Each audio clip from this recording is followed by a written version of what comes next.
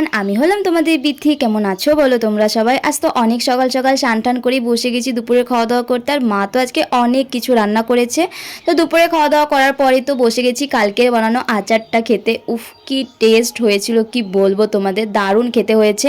আর আচার খেতে খেতে হঠাৎ করে আমার কাছে আননোন নাম্বার থেকে একটা ফোন আসে, অ্যান্ড ফোনটা রিসিভ করা মাত্রই আমাকে বলে যে ম্যাম আপনার একটা পার্সেল আছে, তো সেটা নিয়ে যান।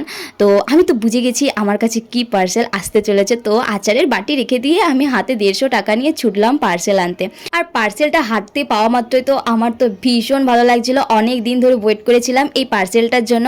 আর জানো আমি কি অর্ডার করেছি? এটা কিন্তু খুবই ট্রেন্ডিং, মানে এটা দিয়ে অনেকেই এখন বিজনেস স্টার্ট করে দিয়েছে। বাট আমি কোনো বিজনেস করব না, আমি জাস্ট এমনি বাড়িতে বানানোর জন্য এই পাইপ ক্লিনারগুলো অর্ডার করেছি।